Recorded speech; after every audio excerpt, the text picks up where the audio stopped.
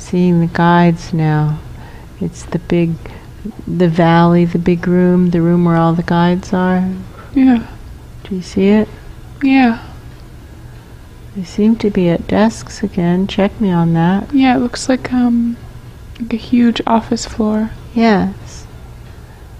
Yes, no walls. No, just desks. People. And they're all working. Well, some of them are walking around, but they look like they're working Everyone too. seems to be busy doing something. Yeah. I just feel a lot of sadness in this room. So much sadness. So much sadness. Like, heartbreaking. It is heartbreaking. There's so much sadness. There's so much sadness. But even though they're sad, have they rolled up their tent or rolled over and gone back to sleep? Oh, no. They're just working, right? Yeah. They're going to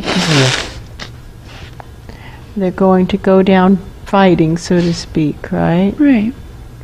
They aren't giving up. Right. They're looking for the plan now. What's the plan now? What's the plan now? What's the best outcome now? And suddenly I'm shown again that space where Earth is no longer. Yeah. And how it looks more and more like an asteroid belt to me, actually. Like an asteroid field. Well, to me it looks like it's moving, like a river is moving. Oh, like it's interesting. forming, like I see the current moving through it. Looks like an asteroid belt. Like it's forming into a belt. Like I can see it moving.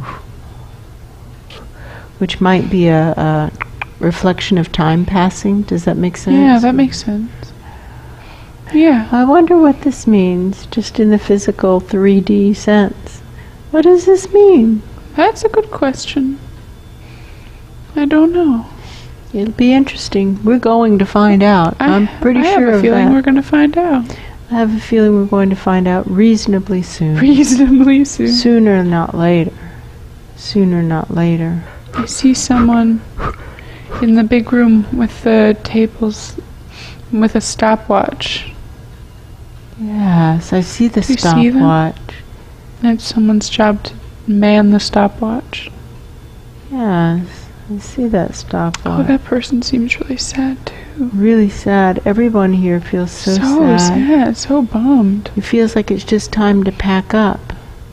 Maybe that's why we're getting the messages today. It's like, okay, time to be done with the cleaning part. Yeah. Now we just start pack up. Time to go. Time to go. Pack up. But they're still figuring it out. What next? They never stop. Yeah. The guides never give up on anyone or anything, but that doesn't mean that they hang on to things that don't work. That's true. If someone isn't doing what needs to happen to the point that the guides decide it isn't working, the plan shifts to the point that that person is removed from the equation. That's true. If, as a biosphere,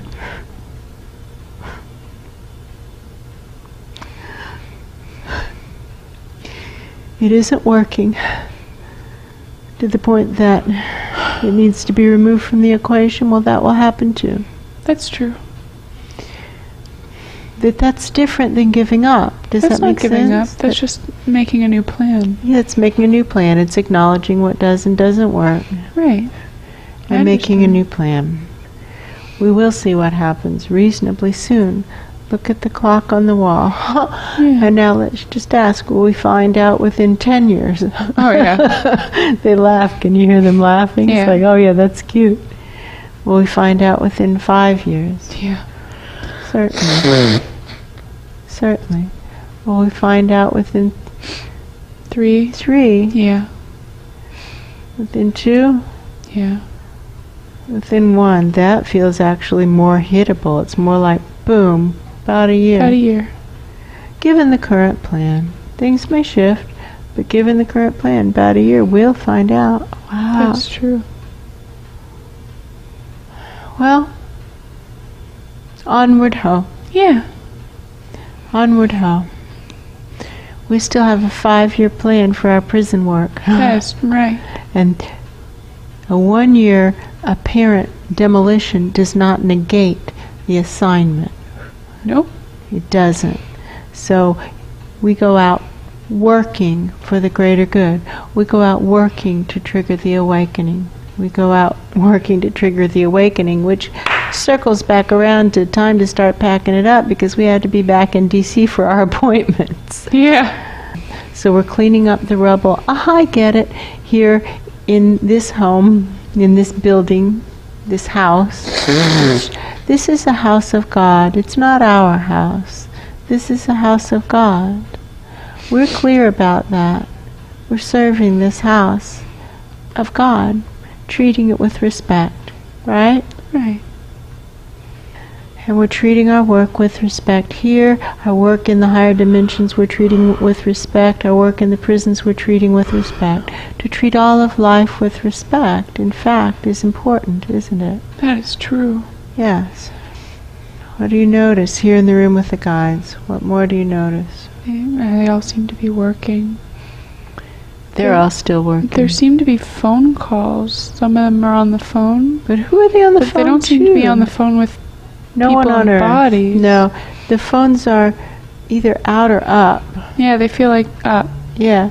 They're getting instructions from above, from those who have even higher vibrations, continually getting instructions from above. Yeah.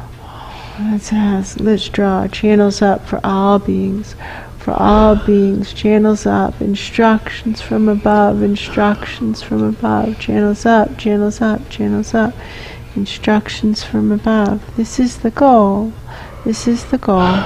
This is the assignment, to trigger the awakening, to withdraw our focus from each other, because we're just, for the most part, surrounded by people who are telling lies. Everybody is surrounded by people who are telling lies. And this doesn't make them bad people. No. This is just how society has developed. It's unfortunate. It isn't helpful. It isn't healthy. It isn't. It's true. And so instead, to learn to know what's... to learn how to connect with the source that consistently tells the truth. Yeah. Is the assignment and the goal right now. As a biosphere, to get our channels up. As a biosphere, to learn to discern what's true, and to have the courage to leave the room when lies are being spoken. It's scary to do that, isn't it? Sometimes. Pretty much always. I think you can take as your working theory, it's always scary, right? Yeah. What they said is, well, what do you know? Can you force a healing on anyone or anything? No. No, can't. We can't force a healing on anyone or anything. So we'll just try again to merge with all of us who are on our backs, feet in the air, just really good and stuck. Right? Good and stuck when it comes to living our soul plan. Right. Stuck when it comes to living our soul plan. Now, ask Charlie, does he struggle with this? Does he get stuck when living his soul plan? If it's a challenge for Charlie, can we assume it's a challenge for all of us? We might be having a lot of action in our lives, but that's different than progressing on our soul plan. Does that make sense? Yeah. Right. I know people who take a lot of action, right? Right. But are they progressing with their soul plan? No. It's sad. We just clear the sadness. And we just start packing up. We just start packing up. We say, okay, enough. We've done what we could. And now it's time to pack up. Yeah. It's time to pack up and go home. I see the metaphor, do you? Let's ask for help to clear the sadness. Look how the guides feel. They're sad too. They're just sad. We can go sit with them in that room. They let us go sit with them. Thanks, guys. Thank you. And we'll just clear the sadness. Let's do our best, clearing the sadness for them. If we can clear the sadness for them, then we will have been of service, because we can't force a healing on anyone or anything, but we can merge with the group of everybody who's so sad that this divine plan isn't manifesting down here. And then we can clear this sadness for all of us. Wow, at last something that moves. Well, it'll be interesting. That is true. It'll be interesting. It's never boring. It won't be boring. It will be interesting. And we'll go out running. We'll go out running. It's like knowing when it's over. That's what they're saying. It's over. It's over. It's over. Now we plant trees today, even if we know for a certainty that the world will end tomorrow. Yeah. Because anything else is just some weird excuse for not doing our best, right? And gross, ew. But knowing when it's over.